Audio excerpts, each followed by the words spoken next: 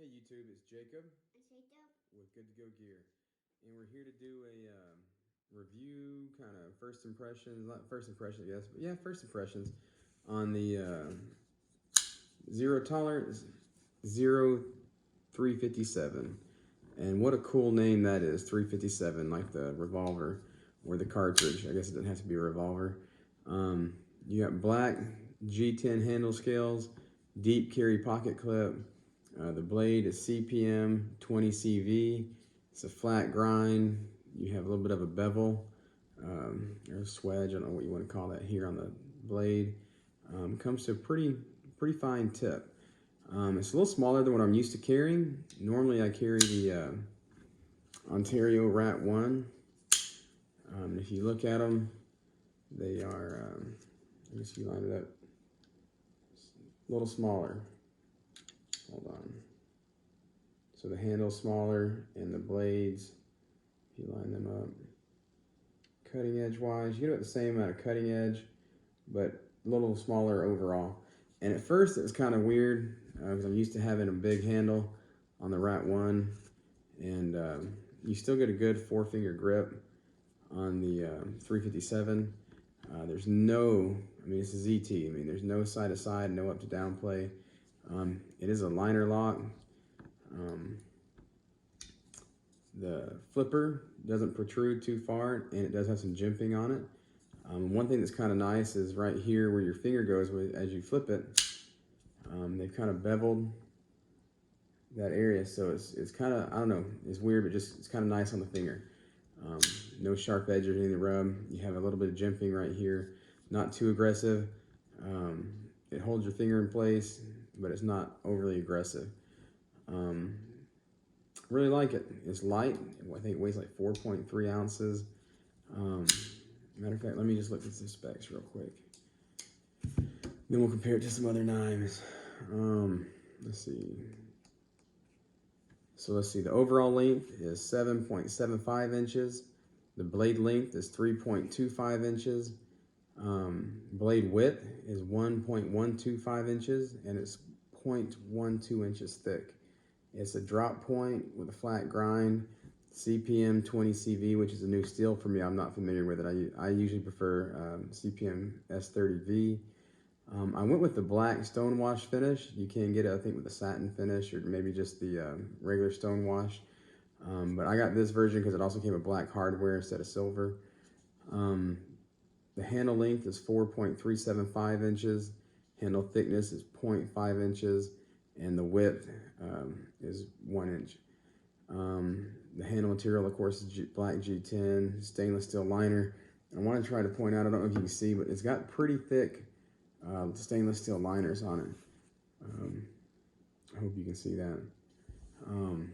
Yeah, I guess you got a G10 backspacer as well. There is a little bit of, I guess they hollowed out where the liner is on this side, just one hole in it. You know, it's not bad, but the weight, like I said, the weight overall is, let's see, 4.3 ounces. You get right or left-handed tip-up only carry. You have a decent sized lanyard hole, which I prefer not to use. It is spring assisted or assisted opening, and it jumps out of there with authority. I mean, that's kind of nice. And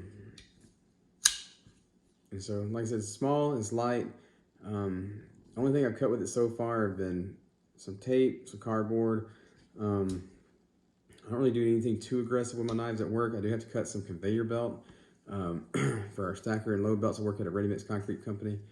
I've had to cut that with it. Some, you know, thick hoses. I don't really pry with it or anything, but everything I needed to cut. This Rat 1 has been pretty good for me. I've had this one for 8 or 9 years now. It's been a long time that I've had and used this one, and it's been kind of hard to get it out of my pocket because I think I paid 35 bucks for it, and I get rained on regularly at work. I get wet. It's very humid here in Texas where we live. It's wet. I get rained on. It hasn't rusted. I've cut all manner of stuff with it, and surprisingly enough, the blade has held up. Even I thought cutting some conveyor belt about 2 months ago would kind of wear this finish off, and as you see right here, there's just a little bit, but this knife is held up. What I'm really tired of though is it's AUS 8 steel, And that's kind of what made me make the jump. It seems like every time I use it, I got to sharpen the damn thing. I've heard this CPM 20CV blade is you know, it's comparable to the Bowler M390, or I think it's CTS 204P. They're all pretty comparable. This one is sharp. I haven't had to sharpen it. Like I said, I've only cut a little bit of cardboard and some tape with it, and it's still razor sharp. And that's with zero sharpening on it. I really like it. It's small, it's light. Some other knives we can compare it to. I have this Workhorse. This is a ZT-0200. You can see compared to that, this knife is very small. So there's just a comparison. And then I also have, everybody I think has one of these, the Spyderco Paramilitary 2. Handle to handle. The handle's much smaller. I think if you go blade, like tip to tip, the cutting edge, or you know, yeah, the cutting edge looks almost about the same. The blade's just a little smaller. You have that choil on the Paramilitary 2. The tip's much more fine on the PM2. You do have a pretty robust tip. They brag about that. Not brag, but they mention that in the description of this knife. ZT does it. You know, you do have a good working tip.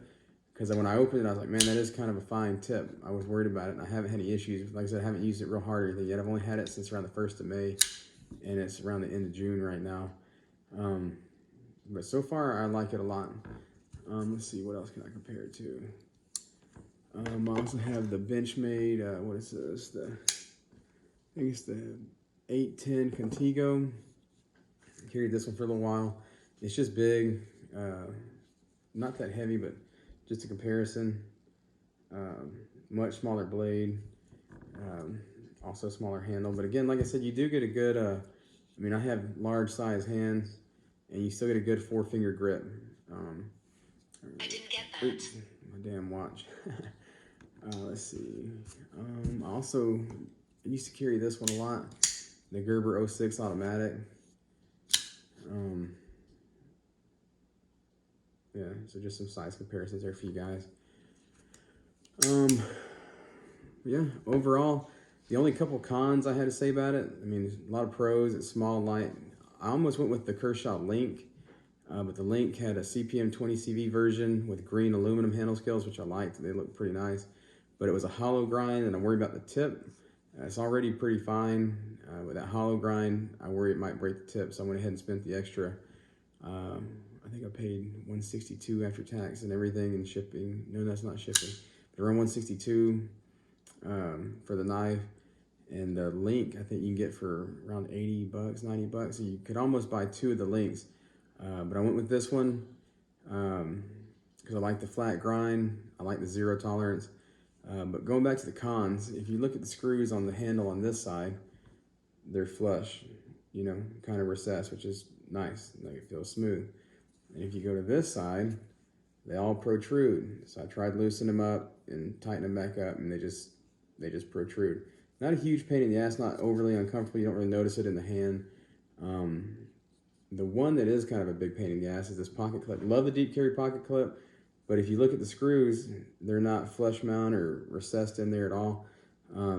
They protrude. And let me tell you, when you put it in your pocket, I carry it in my back left pocket, and you know, I put it, you know, if this is the pocket and this is the top, I put it right here with the seam. I guess it goes like this, but I carry it where the blade's against the seam and it's down. Well, trying to get it out, it snags where they fold the pocket over, and those screws, every time they get hooked. And that's been the biggest pain in the ass, is having to deal with that. And it sounds minor, but you go to get out of your pocket, you know, out in the field, I have my guys were working or whatever, and you're yanking on your back pocket. It takes 2 or 3 good yanks. What I've started doing is, again, I carry it kind of over here, and I'll slide it over, and instead of grabbing it like this, like I'm used to, I slide it over and kind of grab it like this and yank, and it comes out a little easier. But those screws, man, that was a poor design by ZT. They should have gone flush mount screws. Matter of fact, my wife did something smart. She went grab my pants and try to show you. So, you know, in your pocket, this is my back left pocket, you know, they just kind of fold it over, make that seam. Well, as you stick it in there, it's kind of a pain in the ass to get it over. So I stick it in there, and I usually tuck it over here, just kind of out of the way. Well, to grab it, I have to slide it over and then come in kind of sideways like this and pull.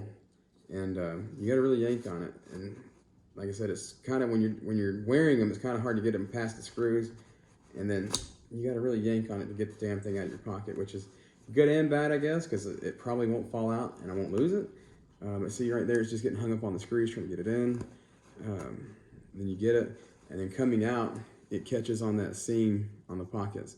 I have a pair of Wrangler Riggs work pants that don't have that seam, and somehow it still gets hung up on that. But you got to really yank on these things, and it looks kind of odd with your coworkers, and you're like, yeah, let me get my knife real quick, and you're yanking on your damn pants, trying to get your pocket knife out. Other than that, I mean, like I said, this is minor. This not being flush doesn't really bother me at all. You don't really notice it in the hand. That's just kind of an aesthetics thing, not a big deal. This is major. Like, that's a huge pain in the ass. Other than that, I would say this is damn near the perfect everyday carry knife. I've carried it every day for almost 2 months. Well, I love it. I mean, the fit and finish is great.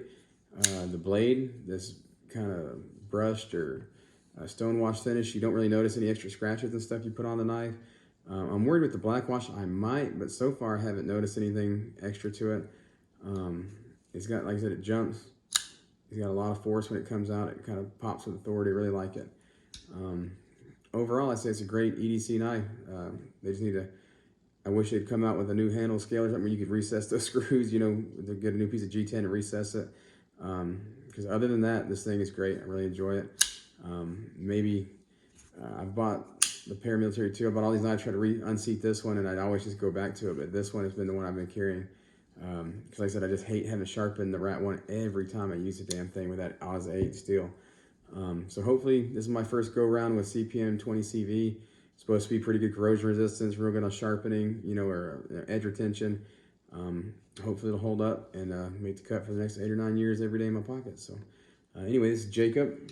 And Jacob. We're Good to Go Gear. Thanks for watching.